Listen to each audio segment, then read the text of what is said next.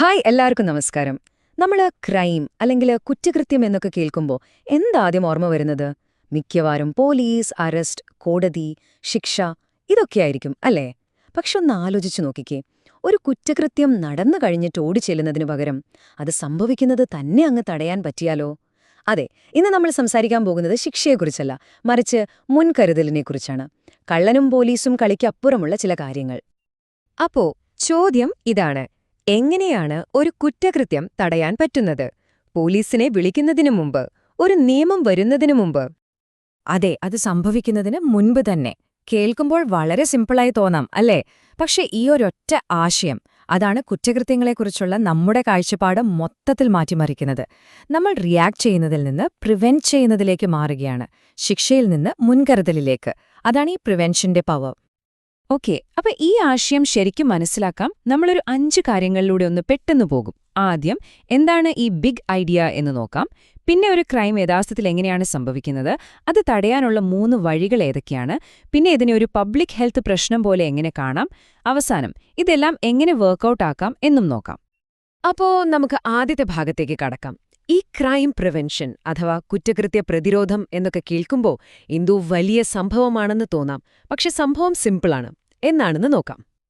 അമേരിക്കയിലെ national crime prevention institute ഇതിനൊരു നല്ല നിർവചനം കൊടുക്കുന്നുണ്ട്. അതായത്, ഒരു ക്രൈം നടക്കാനുള്ള സാധ്യത മുൻകൂട്ടി കാണുക, അത് തിരിച്ചറിയുക, എന്നിട്ട് അത് ഒഴിവാക്കാനോ കുറക്കാനോ വേണ്ട കാര്യങ്ങൾ ചെയ്യുക. സിമ്പിളായി പറഞ്ഞ, തീ പിടിച്ചിട്ട് ഓടുന്ന ഫയർ ഫൈറ്ററെ പോലെയല്ല ഇത്. മറിച്ച് തീ പിടിക്കാതിരിക്കാനുള്ള സംവിധാനങ്ങൾ ഒരുക്കുന്ന ഒരു എഞ്ചിനീയറെ പോലെയാണ്. പ്രോബ്ലം വരുന്നതിന് മുന്നേ തന്നെ സൊല്യൂഷൻ കാണുക. അതാണ് പോയിന്റ്.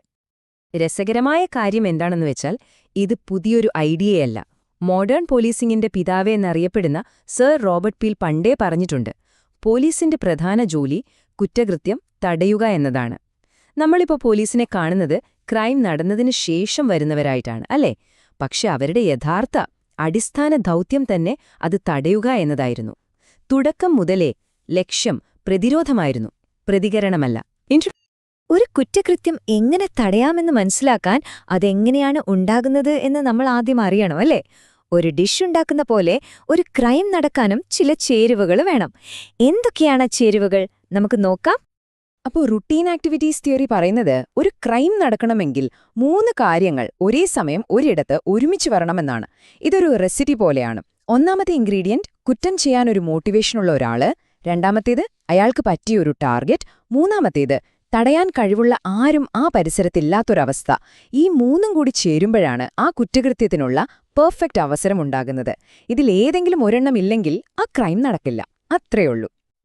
ഈ സ്യൂട്ടബിൾ ടാർഗറ്റ് അഥവാ അനുയോജ്യമായ ലക്ഷ്യം എന്ന് പറഞ്ഞാൽ എന്താണ്? നമുക്കൊരു ഉദാഹരണം നോക്കാം. നിങ്ങളൊന്ന് സങ്കൽപ്പിച്ചു നോക്കിക്കേ. ഒരു കാറിന്റെ ഫ്രണ്ട് സീറ്റിൽ ഒരു ലാപ്ടോപ്പ് ബാഗ് ഇരിക്കുന്നു. അതിന് നല്ല വിലയുണ്ട്, എളുപ്പത്തിൽ എടുത്തോണ്ടു പോകാം, പുറത്തു നിന്നാൽ കാണുകയും ചെയ്യാം, ഗ്ലാസ് പൊട്ടിച്ച് എളുപ്പത്തിലെടുത്ത് ഓടുകയും ചെയ്യാം. ഇതാണ് ഒരു പെർഫെക്റ്റ് സ്യൂട്ടബിൾ ടാർഗറ്റ്. ഇനി ഇതേ ബാഗ് കാറിന്റെ ഡിക്കിയിലാണെങ്കിലോ റിസ്ക് ഒറ്റയടിക്ക് കുറഞ്ഞു, അല്ലേ?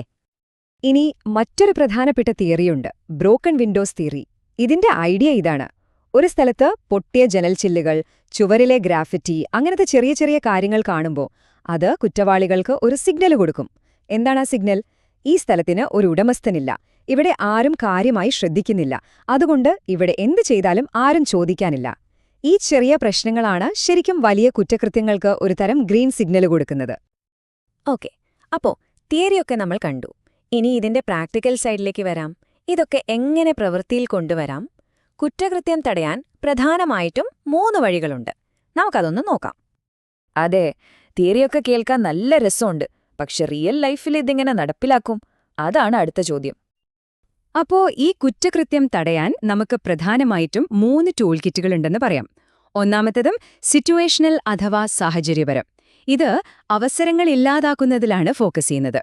നല്ല സ്ട്രീറ്റ് ലൈറ്റുകൾ, സ്ട്രോങ് ആയ പൂട്ടുകൾ, CCTV ഇതൊക്കെ ഉദാഹരണങ്ങളാണ്. രണ്ടാമത്തേത് സോഷ്യൽ അഥവാ സാമൂഹികം. ഇത് പ്രശ്നത്തിന്റെ മൂലകാരണം കണ്ടെത്താനാണ് ശ്രമിക്കുന്നത്. വിദ്യാഭ്യാസം, തൊഴിൽ പരിശീലനം, ഹെൽത്ത് പ്രോഗ്രാമുകളൊക്കെ ഇതിൽ വരും. മൂന്നാമത്തേത് കമ്മ്യൂണിറ്റി ബേസ്ഡ്. ഇത് ഒരു അയൽപക്കത്തെ മൊത്തത്തിൽ മാറ്റിയെടുക്കാനാണ് ശ്രമിക്കുന്നത്. നെയ്ബർഹുഡ് വാച്ച്, ആളുകൾക്കിടയിൽ ഒരുമ വളർത്തുക, ഇതൊക്കെയാണ് അതിന്റെ രീതി. ഇതില് ആദ്യത്തെ ടൂൾ കിറ്റ്, അതായത് സിറ്റുവേഷണൽ പ്രിവെൻഷൻ, അതിന്റെ ഒരു കിടിലൻ ഉദാഹരണമാണ് CPTD, അതായത് ക്രൈം പ്രിവെൻഷൻ ത്രൂ എൻവയോൺമെന്റൽ ഡിസൈൻ. സംഭവം സിമ്പിളാണ്. നമ്മുടെ കെട്ടിടങ്ങളും പാർക്കുകളും റോഡുകളുമൊക്കെ ഡിസൈൻ ചെയ്യുന്നതിലൂടെ തന്നെ കുറ്റകൃത്യങ്ങൾ കുറയ്ക്കുക. എങ്ങനെ? കുറ്റവാളികൾക്ക് ഒളിച്ചിരിക്കാൻ പറ്റാത്ത, ആളുകളുടെ ശ്രദ്ധ എപ്പോഴും എത്തുന്ന രീതിയിൽ ഡിസൈൻ ചെയ്യുക. ചുരുക്കി പറഞ്ഞാൽ, നമ്മുടെ ചുറ്റുപാടുകളെ തന്നെ ഒരു കാവൽക്കാരനായി മാറ്റുക. പക്ഷേ ഇതിനെതിരെ ഒരു പ്രധാനപ്പെട്ട വിമർശനമുണ്ട്. അതായത്, നമ്മളൊരു സ്ഥലത്ത് CCTVയും ലൈറ്റുമൊക്കെ വെച്ച് ഫുൾ സെക്യൂർ ആക്കുമ്പോൾ കുറ്റവാളികൾ എന്തു ചെയ്യും? അവർ തൊട്ടടുത്ത, സുരക്ഷ കുറഞ്ഞ സ്ഥലത്തേക്ക് മാറും, അല്ലേ? ഇതിനെ ക്രൈം ഡിസ്പ്ലേസ്മെന്റ് എന്ന് പറയും. നമ്മളൊരു പ്രശ്നം പരിഹരിക്കുകയല്ല, അതിനെ മറ്റൊരിടത്തേക്ക് തട്ടിമാറ്റുക മാത്രമാണ് ചെയ്യുന്നത് എന്നൊരു വിമർശനം ഇതിനുണ്ട്. ഇനി നമുക്കിതിനെ മറ്റൊരു ആംഗിളിൽ നിന്ന് നോക്കാം. ഒരു ഡോക്ടർ രോഗങ്ങളെ തരംതിരിക്കുന്നതുപോലെ കുറ്റകൃത്യ പ്രതിരോധത്തെയും നമുക്ക് പല ലെവലുകളായിട്ട് തിരിക്കാം. ഇതിനെ പബ്ലിക് ഹെൽത്ത് മോഡൽ എന്നാണ് പറയുന്നത്. ഇത് കാര്യങ്ങൾ മനസ്സിലാക്കാൻ കുറച്ചുകൂടി എളുപ്പമാക്കും. ഒന്നാലോചിച്ച് നോക്കിക്കേ. Step 1, primary prevention. ഇത് എല്ലാവർക്കും വാക്സിൻ കൊടുക്കുന്നത് പോലെയാണ്. അതായത് എല്ലാ കുട്ടികൾക്കും സ്കൂളിൽ നല്ല വിദ്യാഭ്യാസം കൊടുക്കുന്നു, പ്രശ്നം വരാതിരിക്കാൻ നോക്കുന്നു. ഇനി സ്റ്റെപ്പ് 2, സെക്കൻഡറി പ്രിവെൻഷൻ. ഇത് രോഗസാധ്യത കൂടുതലുള്ളവരെ കണ്ടെത്തി ശ്രദ്ധിക്കുന്നതുപോലെയാണ്. ഉദാഹരണത്തിന്, പഠിത്തത്തിൽ പിന്നോട്ടു പോകുന്ന അല്ലെങ്കിൽ പ്രശ്നങ്ങളിലേക്ക് പോകാൻ സാധ്യതയുണ്ടെന്ന് തോന്നുന്ന കുട്ടികളെ കണ്ടെത്തി അവർക്ക് പ്രത്യേക കൗൺസിലിംഗ് കൊടുക്കുന്നു. ഇനി മൂന്നാമത്തെ സ്റ്റെപ്പ്, ടെർഷ്യറി പ്രിവെൻഷൻ. ഇത് രോഗം വന്നവരെ ചികിത്സിക്കുന്നതുപോലെയാണ്. അതായത് ഓൾറെഡി കുറ്റം ചെയ്തവരെ കണ്ടെത്തി അവരത് ആവർത്തിക്കാതിരിക്കാൻ സഹായിക്കുകയോ ശിക്ഷിക്കുകയോ ചെയ്യുന്നു. അപ്പോ ഇവിടെയാണ് ഏറ്റവും ഇൻട്രസ്റ്റിംഗ് ആയ പോയിന്റ്. നമ്മൾ എപ്പോഴും കാണുന്ന പോലീസും കോടതിയും ജയിലുമൊക്കെ ഈ 3 സ്റ്റെപ്പിൽ എവിടെയാണ് വരുന്നത്?